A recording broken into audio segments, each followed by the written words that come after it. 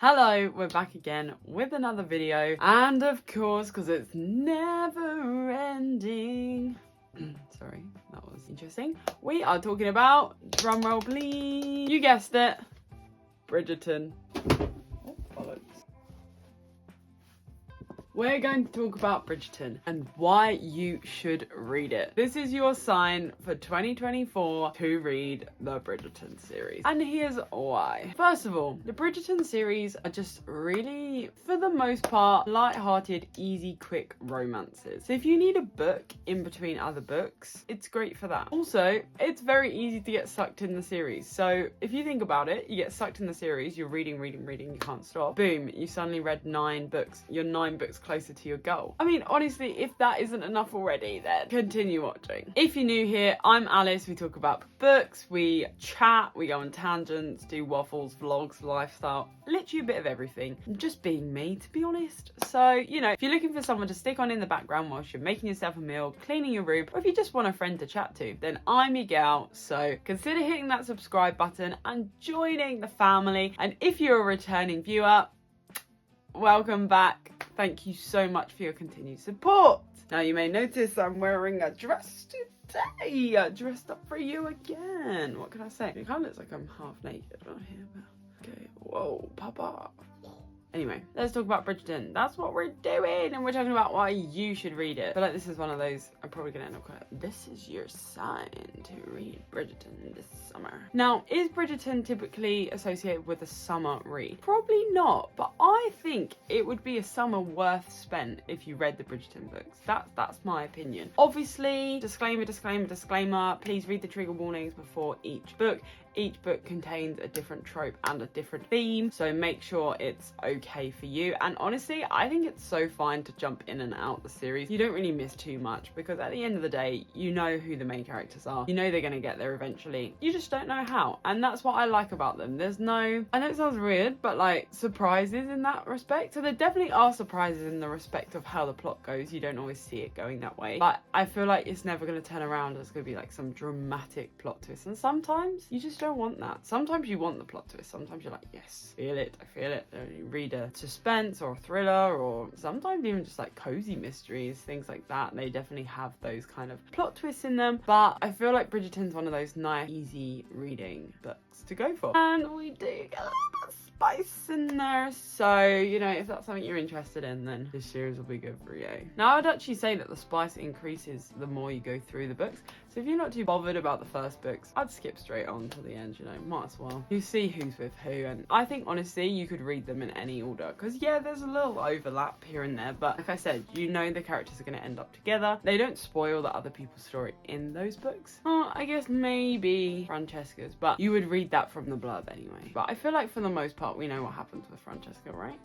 Anyway, definitely within the first 4 you can read them as you please. Recommendation would be maybe to skip Daphne and read Anthony first and then come back to Daphne. Just because one, you've probably all seen Bridgerton's like the season anyway, so you know kind of what happens with them. But also, I will say it is the worst book. But that being said, the first book is always usually the worst book because you don't have the same kind of affiliations to the character. You don't have the same kind of hopes and wants and desires for them to succeed or find their love match or whatever. So it is completely different, but I just think as stories go, I'm not as invested in theirs as I was, or as I have been throughout the series, you know. So I'm a bit lately. And I really liked Anthony's book, so maybe that could be a good place to start. Benedict's, obviously we love Pollen for the win. You'll have to wait, can't get out of me that easy. You'll have to wait for all my 4 opinions on all the siblings. When I finish, I'm currently reading Mr. Gregory's book, and you know what? So far, I do enjoy the concept and the content. I wonder if it will knock Miss Hyacinth off her place, as you would have found out in the last video. If you haven't watched that, go and watch it. So I know that summer reads are normally associated with a book that probably has summer in the title or some kind of holiday romance, right? But don't know about you, I've literally got 2 lights on right now because I'm filming this video in July, the 3rd of July in England, and it bloody rained last night. And it's literally dark and grey and dismal. That's a good word, wasn't it? when's a better time? That's what I ask you. And also, I feel like the Bridgerton books are kind of any season you could read them in, really. I think spring's quite nice, but also I'd definitely read the Bridgerton this summer. I love a good romance in summer. Why not? Now is a better time than any to start. What have we learnt today, folks? We have learnt that we will be reading Bridgerton this summer. Good, correct. Say it with me. We will be reading Bridgerton this summer.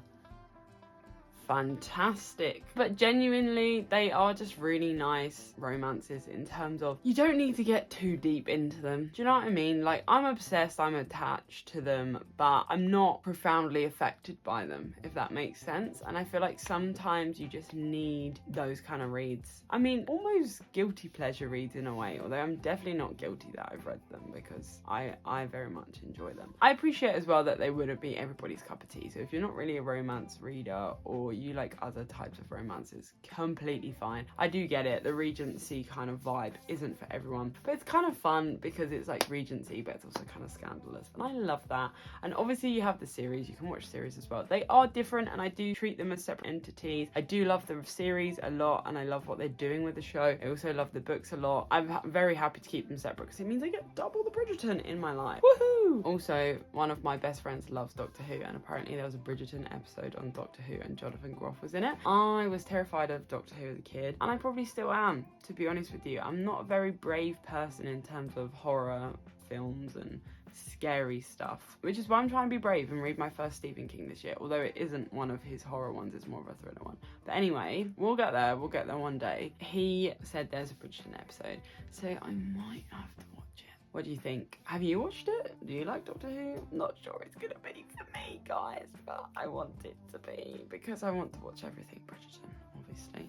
Honestly, I don't think I have more to say on the matter. Just read the books, alright? And then let me know how you get on in the comments down below. Again, please read all of the trigger warnings before you read any book ever, and it's so okay to have different opinions. If you try them and you don't like them, that is so fine. Look, you'll never know until you try, and you might always think, oh, should I read these books? And if they're not for you, they're not for you. And we're all entitled to our own book opinions, though, right, people? Well, without further ado, thank you so much for watching. I hope you liked this video. I hope you're gonna read Bridgerton.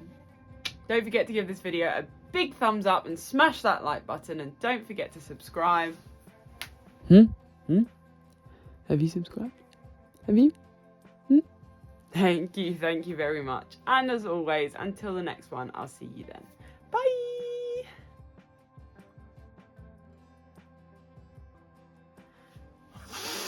Sorry, I'm still a bit ill. Do a little dancey dance. Do a little dancey dance. I've never held like this many books. Fun. Bye!